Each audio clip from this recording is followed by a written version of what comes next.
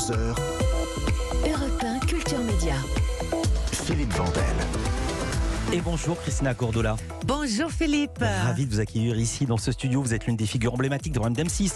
Il y a Stéphane Plaza pour l'immobilier, Cyril Lignac pour la cuisine et vous pour la mode, avec les reines du shopping qui reviennent pour la 8e saison. C'est du lundi au vendredi à 17h25. Alors il est très difficile de se renouveler quand on a une quotidienne aussi emblématique que la vôtre, surtout quand elle ne traite que d'un seul sujet, à savoir la mode. Vous avez quand même trouvé le moyen de vous renouveler pour cette 8e saison. On va aller directement. La grande nouveauté de cette 8e saison, c'est laquelle ? Alors la grande nouveauté, parce qu'on cherchait, parce que chaque année en fait il faut venir avec des nouveautés, c'est Bien pour ça sûr. que l'émission elle dure longtemps comme ça, c'est que là on voulait quelque chose en proximité et nous sommes allés en 10 villes de France. Nous sommes allés dans toutes les France, du nord au sud, est au ouest. Et quand vous dites nous sommes allés, c'est même je suis allé. Je parle à votre place. C'est vous, Moi, vous êtes déplacé. moi, C'est non, pas seulement les équipes qui oui, se oui, déplacent, c'est vous-même.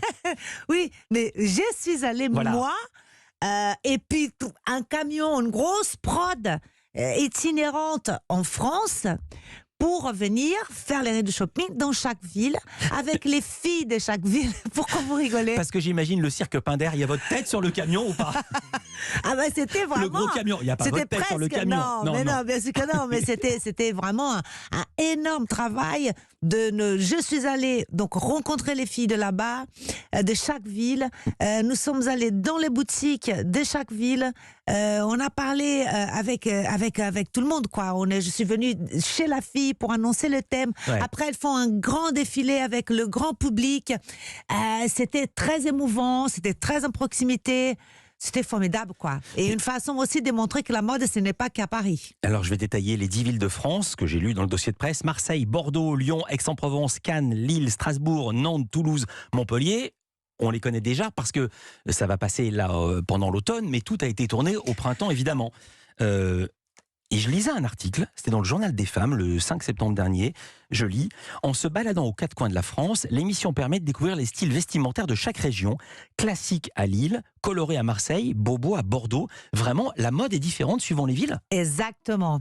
Bah oui, c'est là qu'on sent bien les différences de goût, parce que à Marseille, bien évidemment, il fait beau. Ça, c'est Et sûr.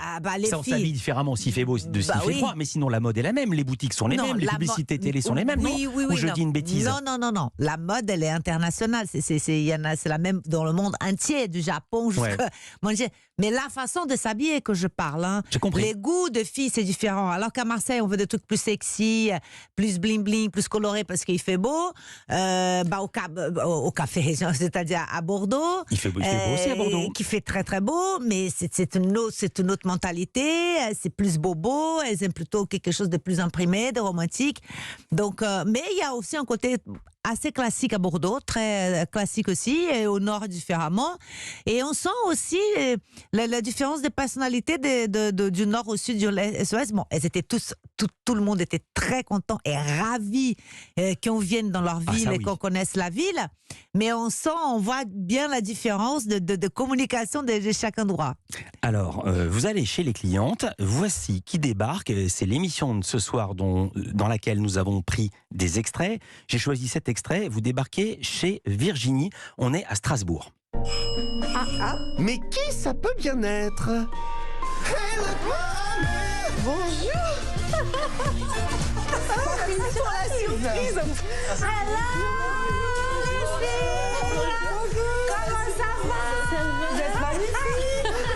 Je voulais vous faire une surprise. C'est une belle surprise. Choc total. Grosse surprise. Coup de théâtre à Strasbourg. J'avais carrément les frissons. Tu sais, je m'attendais pas. C'était trop bien. Christina en chair et en os. En plus, dans mon appartement. Waouh. Elles étaient vraiment dans tous leurs états. Coup de théâtre à Strasbourg avec l'accent alsacien inimitable. Vous attendiez un tel accueil ? Bah, écoutez, je m'en rendais pas compte vraiment ô combien cette émission est aimée, combien les filles elles adorent. vraiment, parce que comme elles viennent à Paris, donc elles sont contentes de me voir, on passe un bon moment, mais en allant dans les villes, c'est là qu'on s'est vraiment, que je me suis en tout cas rendu compte combien les gens aiment cette émission.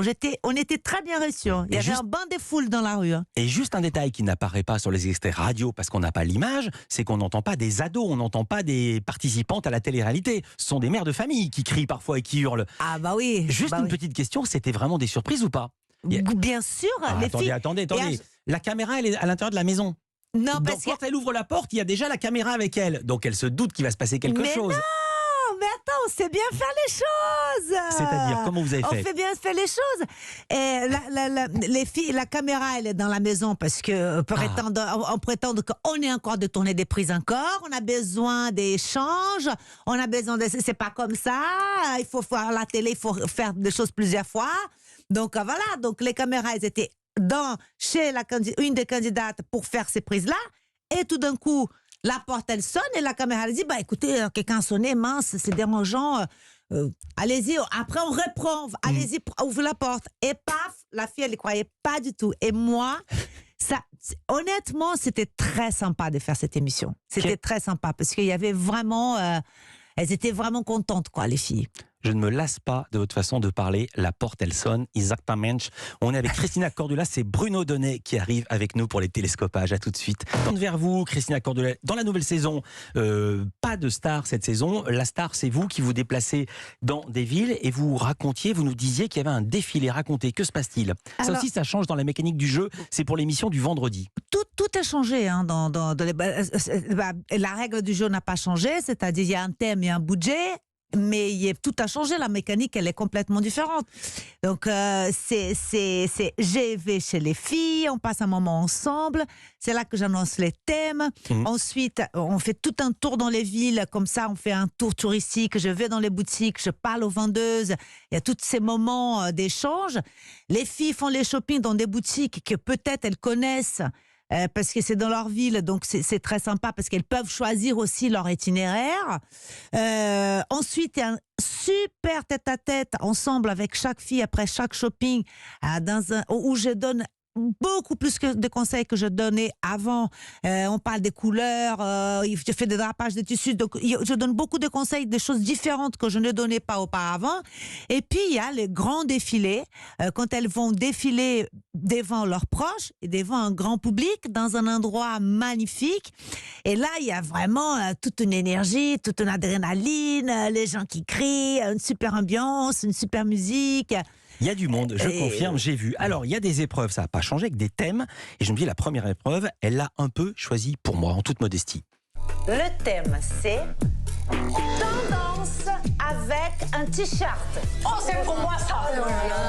Oh, vous êtes foutus. Avec un t-shirt, tu peux tout mettre. Tu peux aussi mettre des tailles hautes. Moi, j'adore les tailles hautes. Moi, j'ai juste hâte de rentrer dans les magasins et de regarder et de choisir. Virginie a moins hâte, forcément. Et pas de bol, c'est elle qui part en shopping aujourd'hui, notre fan de robe. Un t-shirt, moi qui en porte jamais. J'ai peur, j'ai vraiment peur. Écoute, je peux vous dire quelque chose.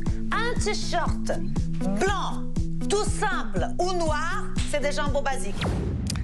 On est bien d'accord. Question mode, parfois on a l'impression que les candidates font exprès de faire l'inverse de ce qu'il faut faire. Par exemple, Virginie, qui a une grosse poitrine, qui a une poitrine imposante, comme vous dites, elle choisit un t-shirt blanc avec des arêtes de poisson rose fluo. Elle sait qu'il ne faut pas faire ça. Non, ça vous fait même rigoler.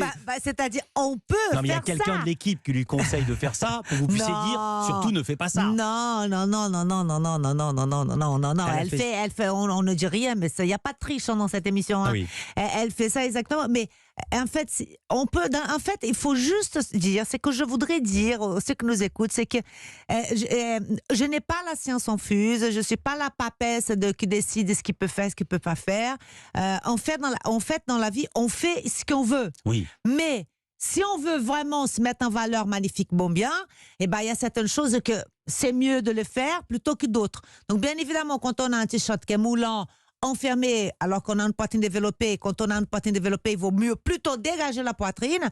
Donc, enfermé avec une arête de poisson rose devant, et là, ça va alourdir la poitrine. Voilà, ce sont des choses, des conseils comme ça. Et puis, il y a aussi des particularités locales. Vous vous souvenez ce que c'est, le speck ? Je dis ça parce que vous l'avez tourné en... Oui. C'est quoi le speck ? Oh là là. On voit mon speck. Oui, c'est quoi déjà? C'est on le voit petit ventre.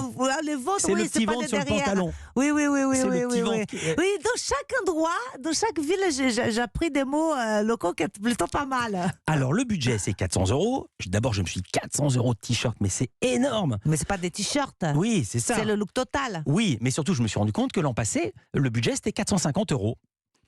Et donc, je me suis dit, Ça dépend de la semaine. Ah, Ça dépend d'accord. du thème. D'accord. Quand on fait un thème t-shirt, bah, c'est moins 400. cher quand même. Parce qu'un t-shirt, ça va aller. Hein.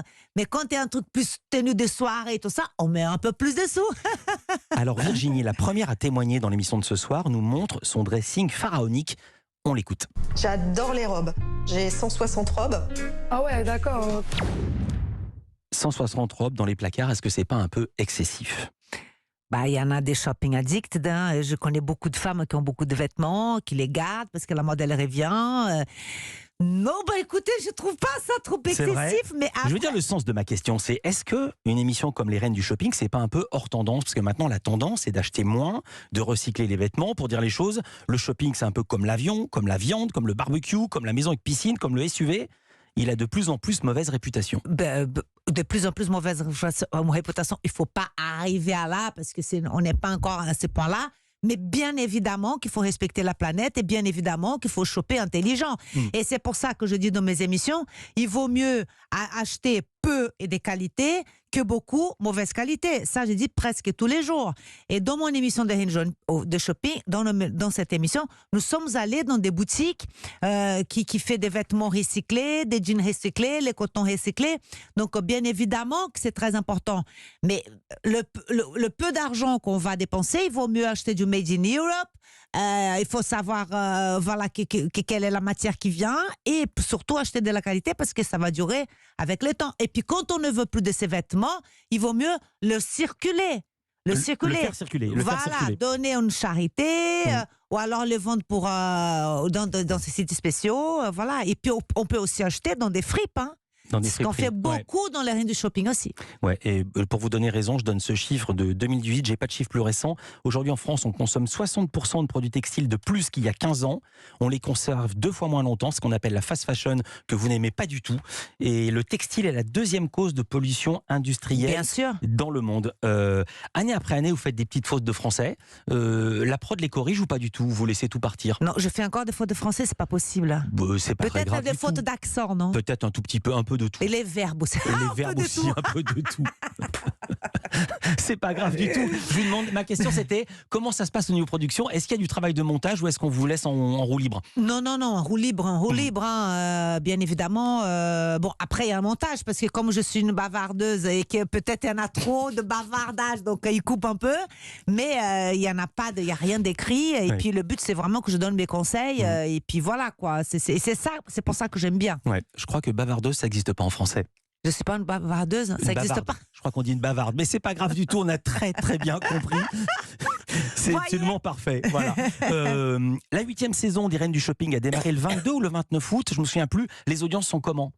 Eh bien, écoutez, ça commence petit à petit. Hein. Il faut savoir que les Reines du Shopping, on était hors antenne depuis presque 8 mois. Ah oui. Parce que maintenant, les reines du shopping, c'est qu'on fait par vague. Hein. On fait par vague, donc on vient 2 fois par an, 1 fois par an. Ah oui, c'est-à-dire qu'une fois que vous avez diffusé cette série de 10 villes, vous arrêtez là. Vous n'allez pas continuer d'autres villes. Bah peut-être. Non, mais je veux dire, c'est pas une quotidienne à l'année. Comme par exemple, comme Nagui qui est là tous les jours. Non. Maintenant, depuis un bout de temps déjà, parce que sinon, c'est pas possible. Ça fait quand même, nous sommes dans la 9e saison. Hein. Donc c'est ce qu'on fait depuis un bout de temps. C'est que c'est une quotidienne certes, mais on fait par période, pendant 4 mois, 5 mois, 6 mois dans l'année. On fait pas vague. Donc là, on sait pas encore. Probablement, on va continuer parce qu'on a tourné quand même pas mal. Donc là, on attend, on respire un peu parce que c'est quand même très très très fatigant d'aller dans toute la France. Donc pour recommencer, mais les audiences, ça va petit à petit. Hein. On augmente petit à petit. Ça a démarré doucement, je vais le dire, ça a démarré doucement. Oui, mais là, on augmente petit à petit. Et puis bon, on a resté quand même 8 mois sans être à l'antenne, jusqu'à que ça prenne, que les gens comprennent qu'on a revenu tout ça, ça prend un peu de temps. Dernière petite question, vous avez acquis la nationalité française depuis 2018. Est-ce que vous avez voté à la présidentielle? Je ne vous demande pas pour qui, mais est-ce que vous êtes allé voter? Ah bah bien sûr, grosse fierté. Ouais. Parce que j'habite là depuis 30 ans, donc j'attendais qu'à ça, j'attendais qu'à ce moment-là d'aller voter. Et puis pour moi, c'était un grand frisson. Hein. J'ai fait des photos et tout. Hein. C'est pas vrai.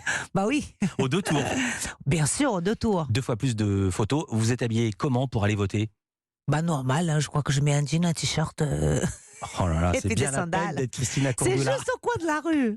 Merci beaucoup Merci d'avoir à été vous. avec nous, Christina Cordula. Je rappelle les reines du shopping, semaine spéciale du lundi, non pas semaine spéciale, c'est du lundi au vendredi à 17h25 sur M6. C'est précédé d'une rediffusion que je crois que vous prenez l'antenne vers 16h15 ou 16h25. En tout cas, c'est ce soir en fin d'après-midi sur M6. Merci d'avoir été Merci, Philippe. avec nous et cette énergie sans cesse renouvelée. Culture Média continue sur Europe 1, toujours la même énergie après les infos de 10h.